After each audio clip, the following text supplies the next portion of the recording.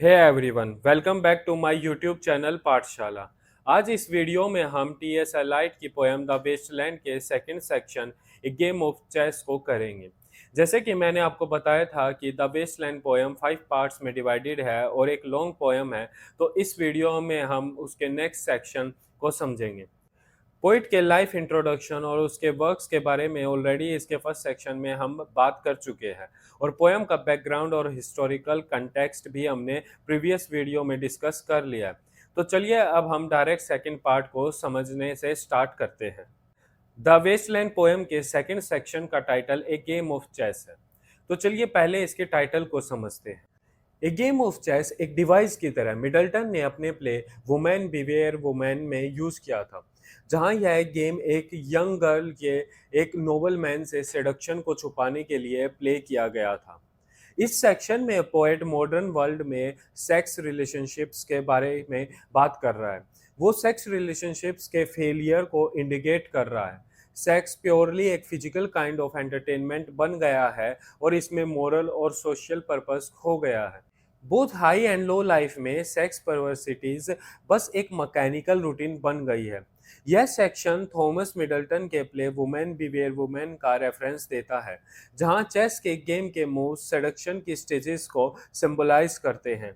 यह section contrasting scenes को भी एक्सप्लोर करता है। इसमें हाई सोसाइटी और लोअर क्लास दोनों को दिखाया गया है, जो हाईलाइट करता है फेल्ड रिलेशनशिप और अपोजिंग फोर्सेस के क्लैश को। चेस गेम का मेटाफोरिकल यूज स्टार्ट में ही सजेस्ट करता है कि यह सेक्शन फेल्ड रिलेशनशिप्स और पावर डायनेमिक्स को एक्सप्लोर करेगा, पर्टिकुलरली मैन एंड वुमेन के बीच।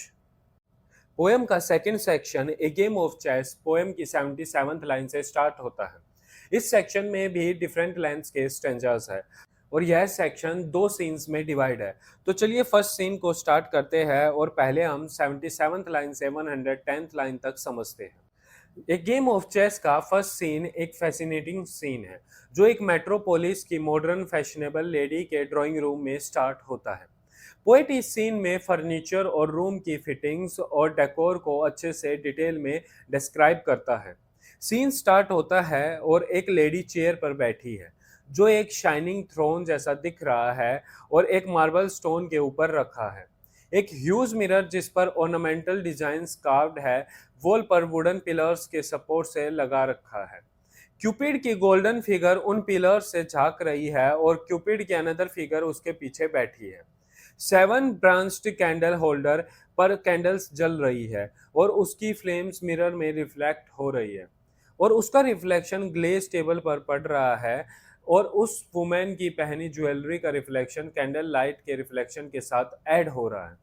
नेक्स्ट लाइंस में एलियट एक फैशनेबल लेडी के कॉस्मेटिक्स के बारे में डील करता है। लेडी के परफ्यूम्स सैटिन बॉक्सेस में रखे हैं। ये परफ्यूम बोटल्स आइवरी और या कलर्ड ग्लास से बनी हैं। कॉस्मेटिक प्रोडक्ट्स क्रीम, पाउडर या लिक्विड फॉर्म में है। इन कॉस्मेटिक्स का इफेक्ट यह होता है कि human senses different different fragrances से फ्लडेड हो जाते हैं और जब विंडोज से फ्रेश एयर रूम में आती है तो वो इन डिफरेंट ऑर्डर्स को सीलिंग की तरफ ले जाती है और जब ये कैंडल फ्लेम्स को टच करते हैं, ये फ्लेम्स को इंक्रीज कर देते हैं, जिस कारण स्मोक प्रोड्यूस होता है और वो सीलिंग पर स्टोर होता है और ये वेपर वैल्यूएबल सीलिंग पैनल्स पर बने कार्ड पैटर्न्स को खराब कर देते हैं। लेडी के सीटिंग रूम की फायरप्लेस कलर्ड स्टोन से बनी है। सीवुड के पीसेस जिस पर कॉपर कोटिंग है उस फायरप्लेस में जल रहे हैं, जो ग्रीन और ऑरेंज कलर्ड फ्लेम प्रोड्यूस कर रहे हैं। डिम लाइट मेंटल पीस के ऊपर फायर फ्लेम के बनी डॉल्फिन की कार्विंग को शो कर रही है और रूम की वॉल्स पर भी काफ़ी पेंटिंग्स लगी हुई है। ये पेंटिंग्स नेचर के ब्यूटीफुल सीन्स को डिस्क्राइब करती है, जैसे कि गार्डन ऑफ एडन में सैटर्न की एंट्री। वहाँ फिलोमेल की पेंटिंग्स लगी हुई है, जो प्रोक्नी की यंगर सिस्टर है। प्रोक्नी किंग टेरेस की वाइफ है। टेरेस ने फिलोमेल का रेप किया था और उसकी टंग को काट दिया था, ताकि वो किसी को इसके बारे में बता ना सके। हावेवर फिलोमेला ने अपनी स्टोरी को एक क्लॉथ के पीस पर बनाया और उसे अपनी बहन और क्वीन प्रोक्नी के पास भेज दिया। गुस्से में क्वीन किंग के बेटे को मार देती है और उसके मीट को किंग को सर्व करती है। समहाउ किंग को अपने बेटे के मर्डर के बारे में पता चल जाता है और वो क्वीन और उसकी सिस्टर फिलोमेला और इस एक्ट में इन्वॉल्व बाकी लेडीज को पनिश करना चाहता है। गॉड वहां आते हैं और इस ट्रेजेडी को रोक लेते हैं और फिलोमेल को एक नाइटिंगेल बना देते हैं। प्रोकनी को स्वेलो और किंग टेरेस को होक बना देते हैं। नाइटिंगेल अपनी ट्रेजेडी के बारे में ब्यूटीफुल सॉन्ग गाती है। हावेवर एलिजाबेथन पोइट्स नाइटिंगेल की साउंड को जुग जुग की साउंड से रिप्रोड्यूस करते हैं, जो सेक्सुअल एक्ट के सिंबॉलिक है। फिलोमेल की पेंटिंग के पीछे आइडिया यह है कि उसका ब्यूटीफुल सॉन्ग सेक्सुअल कॉन्टैक्ट के रिदम से डिग्रेड हो गया है, जस्ट मॉडर्न मैन को प्लीज करने के लिए। उसका सॉन्ग उसके रेप की स्टोरी नहीं है, बल्कि वो एक हार्ट रेंडिंग ट्रेजिडी है। डेकोरेटिव पेंटिंग वॉल पर लगी है, लेकिन मॉडर्न वर्ल्ड के मैन और वुमेन के लिए उनकी कोई वैल्यू नहीं है। वहाँ और भी काफ़ी पेंटिंग्स है और एंशियंट मिथिकल स्टोरीज और सीन्स को ड्राइंग रूम की वॉल पर उनकी फिगर्स के साथ कार्व किया गया है। वो लोग रूम में रखी चीज़ों को स्टेयर करते हैं और अपनी एंट्री से उस रूम की स्टिलनेस और लेडी की लोनलीनेस में एड ऑन करते हैं। ओकेशनली किसी के अपस्टेयर्स जाने पर उसके फुटस्टेप्स की आवाज़ ही रूम के साइलेंस को ब्रेक करती है।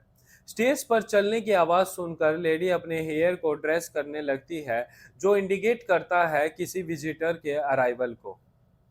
ए गेम ऑफ चेस सेक्शन का सेकंड स्टैंजा 111th लाइन से 138th लाइन तक है। पोइट हमें बताता है कि जो विजिटर आया था वो उस लेडी का लवर है। वो लेडी अपने लवर से बात करती है और उसे रुकने को कहती है। लवर कोई रिप्लाई नहीं देता है। यह कमेंट मॉडर्न लाइफ पर है, जो फुल है फ्यूटाइल टेंशन और अननेसेसरी चीज़ों को लेकर नर्वस रहने पर। वो अपने लवर को कहती है कि वो उससे बात करे, क्योंकि वो जानना चाहती है कि वो क्या सोचता है। लवर कहता है कि man are like rats steering dead bones in alley. यह रूटीन सिविलाइज्ड लाइफ की मोनोटोनी को इंडिकेट करता है। यहाँ डेड बोन्स रेफर करती है मैन विद डेड सोल से। यह स्पिरिचुअल ब्लैंकनेस पर इम्फेसाइज करता है। जैसे ही ये हवा चलती है तो उससे नॉइज होती है और लेडी पूछती है कि हवा क्या कर रही है। वो मैन ब्लैंकली लेडी को देख रहा है।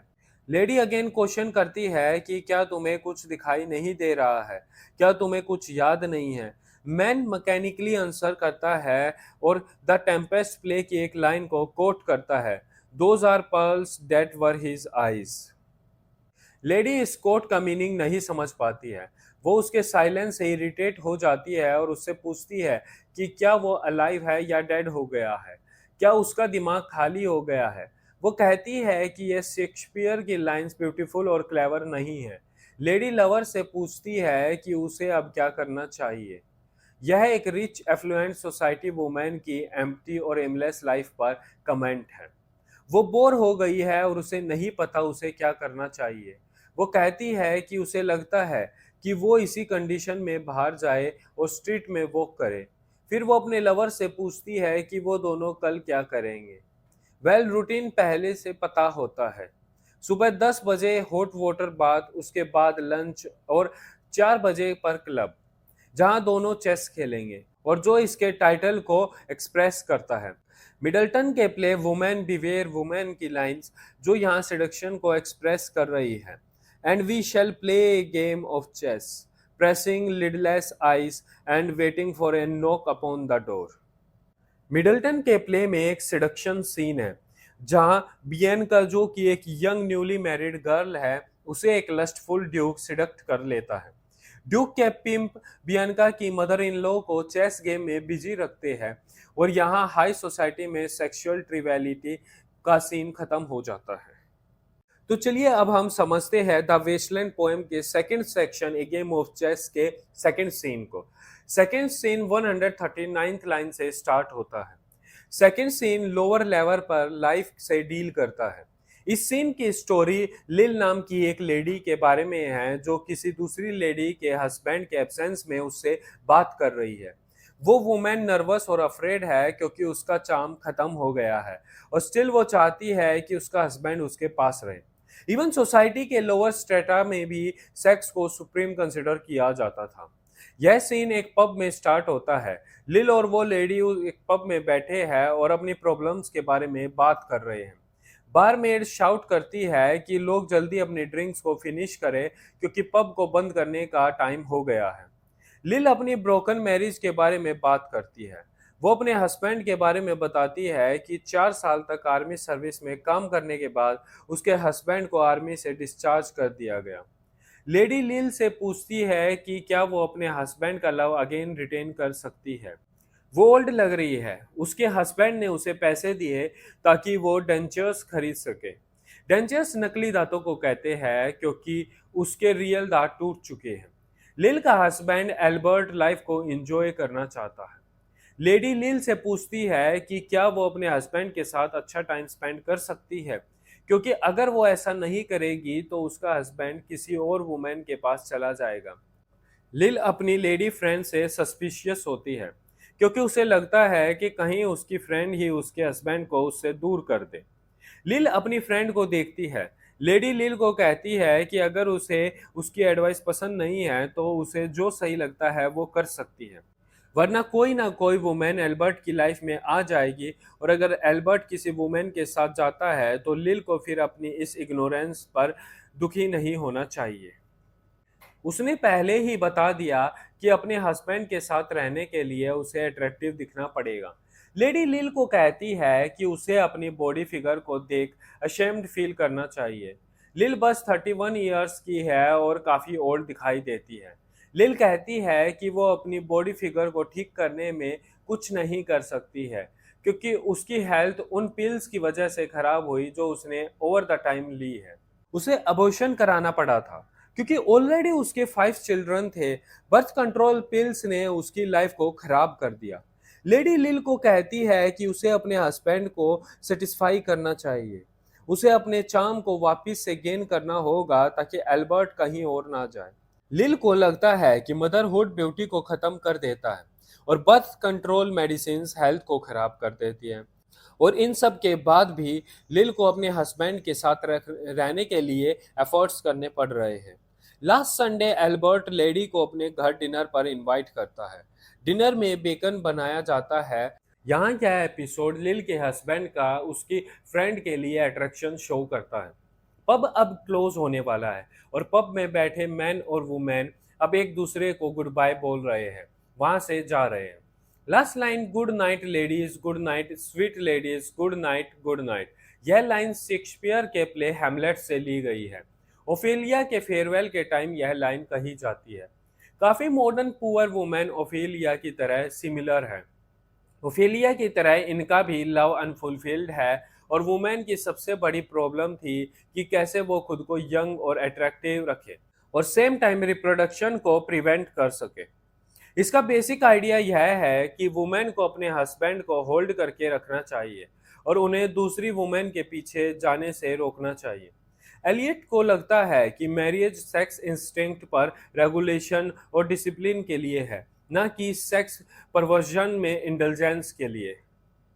बोथ हाई सोसाइटी और lower society women nervousness, uncertainty और इमोशनल इम्बैलेंस को फेस कर रही है।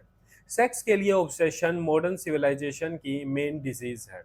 और यहाँ हमारा सेकंड सेक्शन भी खत्म होता है, तो एक ब्रीफ उसका कंक्लूजन देख लेते हैं। टैवरन या पब सीन का आइडिया यह शो कर रहा है कि मैरिज सेक्स इंस्टिंक्ट को रेगुलेट और डिसिप्लिन करने के लिए है, ना कि सेक्स रिलेशनशिप्स को बढ़ावा देने के लिए। सेक्स के परवर्जन ने मॉडर्न लाइफ को बैरन और डेसोलेट बना दिया है। तो चलिए अब हम पोएम के एक एनालाइज भी देख लेते हैं। टीएस एलाइट की पोएम द वेस्टलैंड का सेक्शन सेकंड फीमेल सेक्सुअलिटी और एस्ट्रेंजमेंट ऑफ रिलेशनशिप्स और मैरिज पर सेंटर्ड है। पोएम में क्यूपिड जो लव और सेक्सुअलिटी का सिंबल है अपनी आइज को अपनी विंग से कवर कर लेता है जब बार्बेरियस किंग टेरियस फिलोमेल का रेप करता है।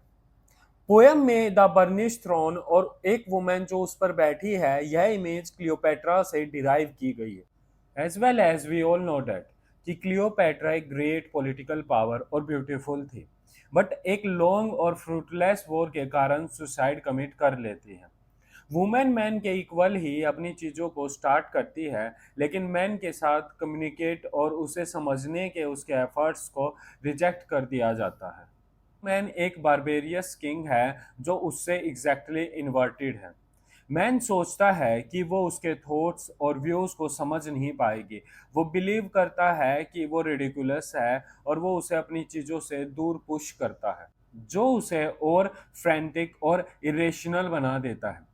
उसका डेस्पिरेशन इतना बढ़ जाता है कि वो अपने हेयर्स को टाई किए बिना ही और अच्छे से ड्रेस्ड हुए बिना ही अपने रूम से बाहर आ जाती है, जो एलियट के टाइम में इनडिसेंट और इम्प्रॉपर कंसिडर किया जाता था। गेम ऑफ चेस का रेफरेंस यहाँ इम्पोर्टेंट है। चेस को इमोशनलेस गेम में कंसिडर किया जाता है, जिसको प्ले करने के लिए लॉजिकल और रेशनल थिंकिंग जैसी स्किल्स रिक्वायर्ड होती है। पॉन्स को गेम में सबसे पहले भेजा जाता है और इट डजेंट मैटर कि कितने पीस नॉकआउट होते हैं, जब तक किंग सेफ है गेम चलता रहता है। चेस सेक्सुअल मैनिपुलेशन को भी सिंबलाइज करता है। वुमेन इक्वालिटी और कंट्रोल के लिए एफर्ट्स लगाती है, लेकिन मैन डोमिनेंस के लिए एफर्ट्स लगाता है। यहाँ लव का कोई मीनिंग नहीं है। चेस गेम कोल्ड, इमोशनलेस और कैलकुलेशंस पर बेस्ड है।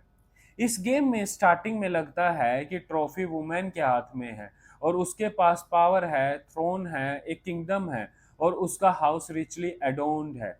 लेकिन इमोशनली वो wrecked स्टेट में है।